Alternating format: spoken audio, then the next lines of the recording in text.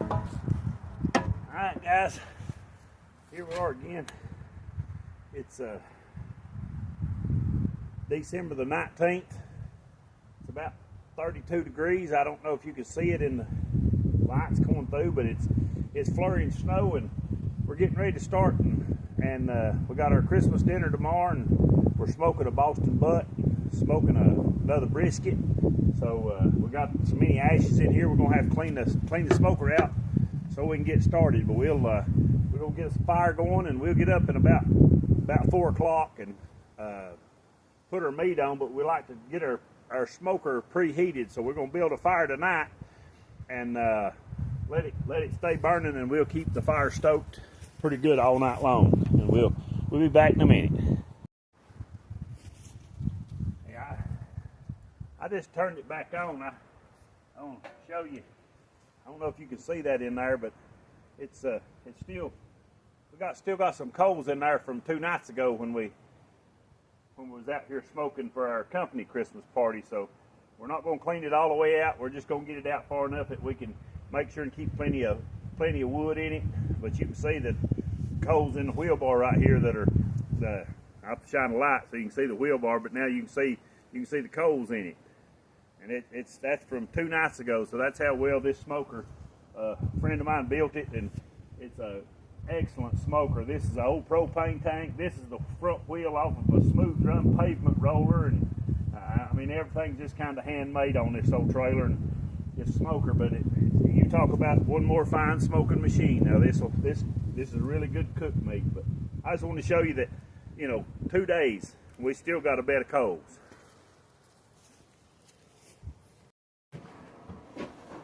Alright guys, we're back inside. I just took you outside, and we got the fire going in the smoker. You can see I got my toboggan. My headlight just come in.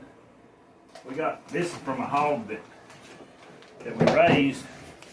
This is a Boston butt that we had cut out of it. I'm just going to do some trimming on it and get it out of the pack here. I like to show you this. This is, if you have access to good farm-raised pork, beef, whatever you're smoking. If you don't raise it yourself, find you a farmer that's raising it, and the taste is completely different. You'll never understand how much better straight from the farmer is versus what you buy in the store. If you look at the fat on this, I mean, trying not to make a gum on my wife's table. We're getting ready for Christmas. Well, look at the fat. I mean, we got an inch of fat coming down on this Boston butt, and the whole top's covered. I'm gonna look here. This side we got 2 inches.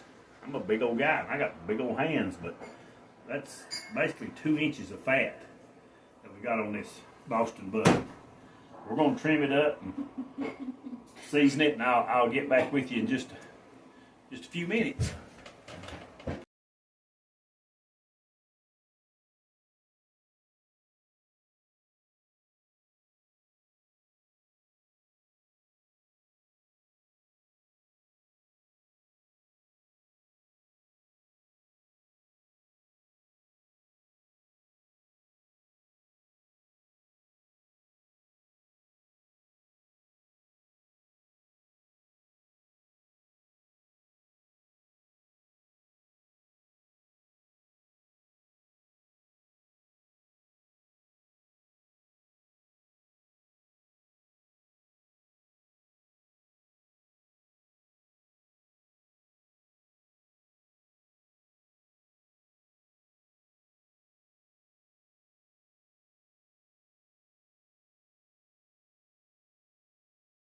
Okay guys, a little slow motion there for you, and getting it all trimmed up, and I got about the right amount of fat that I want on the meat here. I found I tried this John Henry's pecan rub, really like it. Bad Byron's butt rub, really like it. I don't know how you say that, Tony Thatchery's or Catchery's injectable Creole butter. Some of the best stuff there is. I'm going to inject it. I rub it down with a little Bad Byron's, rub it down with a little bit of John Henry, and I let this set and marinate for at least 12 hours before we put it on. I ain't quite got 12 hours. I'm going to let this one marinate for about 7.5. Soak in all the stuff before we put it on. We're going to put it on the smoker in the morning and about somewhere around 4 or 5 o'clock in the morning.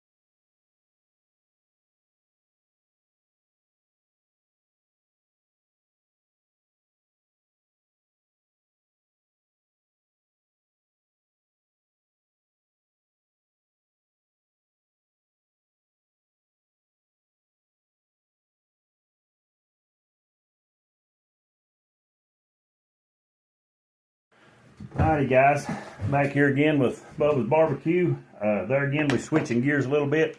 Same night, December the 19th. We've got our pork butt trimmed, seasoned, covered up in the refrigerator. There again, like I said about the pork, this is actually a cow that we raised. You see up there, brisket, not for sale. A good friend of mine, actually my cousin's husband, he's a butcher down in South Carolina at about 60 miles from here, and I take him my beef. And shout out to Ben. He really does a great job. If you got deer processing doing in Fairplay, South Carolina, you need to get a hold of Ben. Super great guy. What we're going to do here is the same thing as we did with the butt, except Ben does a really good job of trimming these briskets up. There's not any excess fat on them. I'm not going to have to do any trimming on this one. He's already took all the hard fat off of it. So we'll just season this one up. We've got a little injection to go in it. We got Claude's brisket marinade sauce. We don't use much of this. It's very salty. You don't need to use a lot of it. Got the original style Zach's brisket rub. And then we also have the Texas brisket rub. This is HEB value size. By the way, cousin Sheila, cousin Casey, my cousin and her husband down there, last jug I got, just a hint. We're going to get this one injected, seasoned up, and we'll put it on the smoker here in about 5 hours.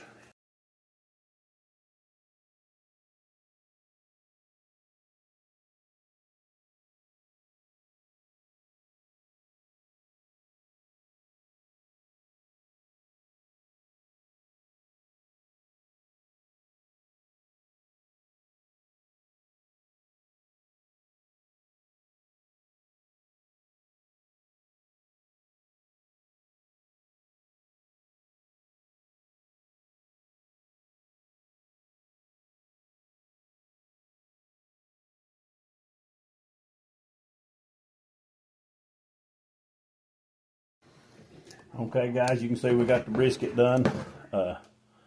Only thing left to do now is just wrap it, put it back in the pan, wrap it. We'll wait till in the morning to put it on. We'll try to get a video of everything and let you see this process. I hope you enjoy these videos. I wish you could be here to taste it. Alright guys, just come back out. It's getting the light off where you can see it. Running about 250 degrees right now, and all we want to do right now, we're just wanting to get us a good bed of coals in there. We're not going to put the meat on tonight. It'll be about 4 o'clock in the morning before we put it on. I just wanted to come out and show you, and you can see that it is blowing snow. It's pretty cold here in North Carolina, but I mean, if you're going to smoke meat in January in Western North Carolina, you're going to have to be tough for a dumb one. So I guess we're a little bit of both, because we enjoy enjoy what we do, and we like to show, we like to feed people. We like to make sure people are happy, and food brings joy, families getting together. So we really enjoy what we do, and I've been told I need to open a restaurant, and I told them, if you open a restaurant, it's like work. You gotta work every day to do this. I do this because I love it. And you can see I'm just stoking the fire. I did cheat. I got me some charcoal and put in the bottom of it down there and to get it started good, but we're just getting us a bed of coals for the night. I'm gonna chunk it up a couple of times tonight. Then we'll just go to bed and get up early and get the meat on, and pray the good Lord keeps the wind down and the fire burning. That's hot. So it's what it is. We'll just, like I say, we'll leave it in the hands of the good Lord, because He's in control of everything. I hope you know Christ is your Savior. That's what Christmas is all about, is knowing Jesus. So y'all stick with us, and we'll update you again after a while.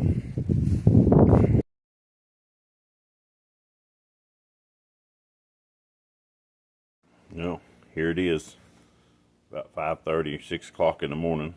We decided that we wasn't going to put the meat on until about 6. We was going to do it about 4. It's 32 degrees outside. Feels like 45 or 25. Sorry.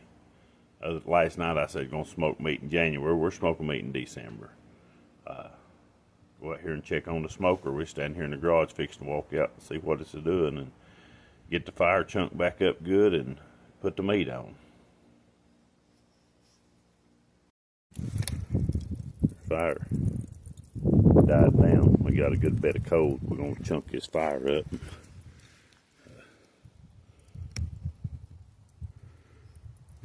Get a little more heat back to it.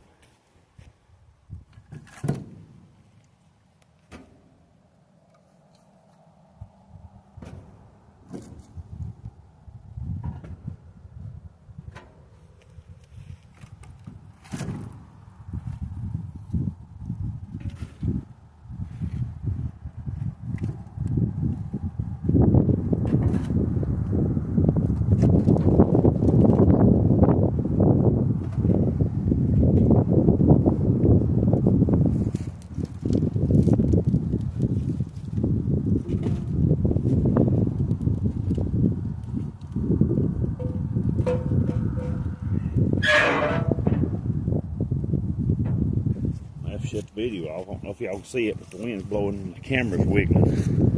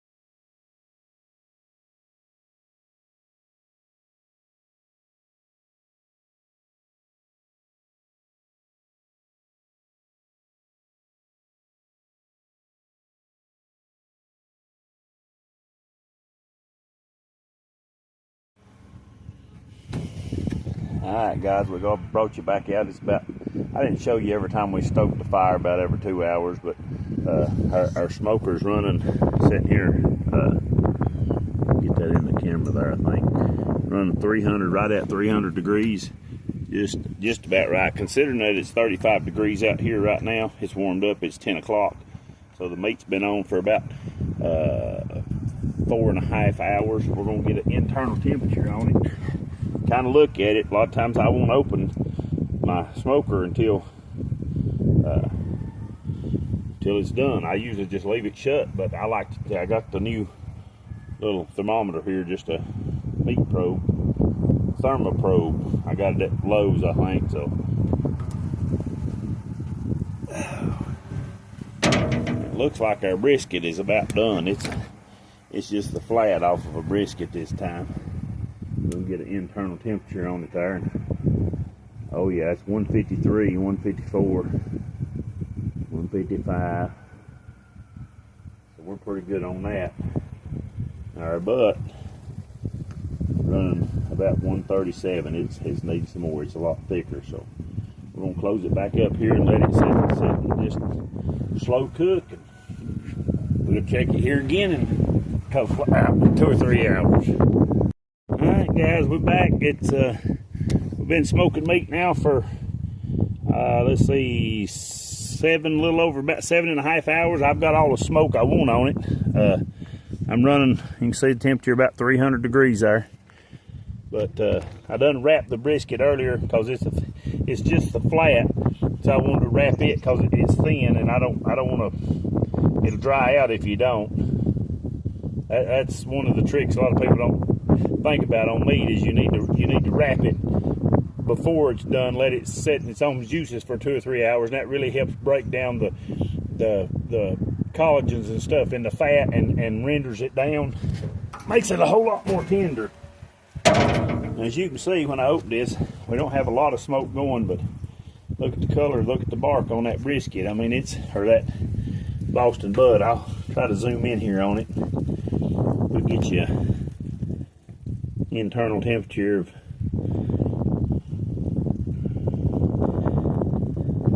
about 159 degrees. So I mean, that's just about where I wanted, 160 before I wrap it. We'll get us a piece of aluminum foil here and wrap that up, and we'll let it sit on here for about another, well, it's 1 o'clock now and we're going to eat at 5, so I'll bring it off about 5 minutes before it's time to eat and mash it up. So it's got about 4 hours to set and simmer. We're going to just wrap it in aluminum foil now and let it cook, sit here just basically in its own juices. Alrighty, guys, we're back out. Time to take the meat off. It's about 5:45. We let her cool down to about 200. It's basically keeping it warm. It's been done for hours. Last time we was here, we wrapped our meat. We just gotta put it in the pan and take it in and mash it up. We'll be back. All right, guys, we're inside now. We went out and got the meat, put our hot gloves on, dropped it in, the juice just fell in the pan. It's pretty juicy if we can get done wrap these old big gloves on.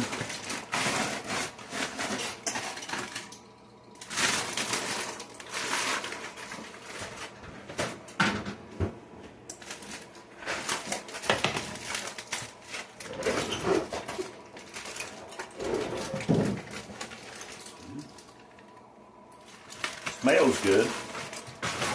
Looks pretty good. True test is always, for me, when you get a hold of this bone and this one's not doing like I want it to, not just pulling out. Seems to be a little tougher than what I normally cook. And this butt, well, that's why this one didn't get quite trimmed like most of them should have. It's got the whole shoulder blade in it, so we got a lot more bone than we're used to having. We have to get all this meat out of it.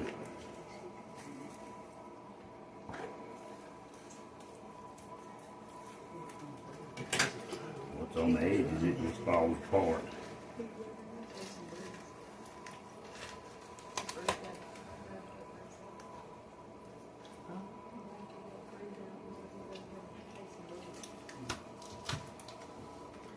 You can see that's a lot bigger bone than, I mean, what most people have in their barbecue.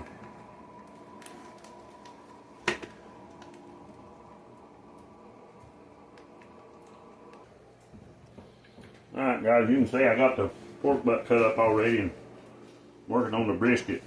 If you've got a you don't have enough fat in it, it's still just falling apart, as you can see. I mean, it's got some good moisture in it, but it's not as much as I'd like to have. Got a really good flavor though. We're cutting it up. Here's my daughter-in-law's hand sneaking in the video here, leaving before it gets done. I'm still having to hold it to keep it from tearing apart as I cut it.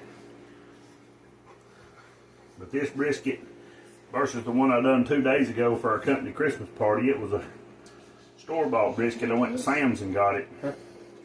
This one is, the flavor is completely different, but everybody's here now, so we're fixing to put all this brisket and meat out and enjoy Christmas.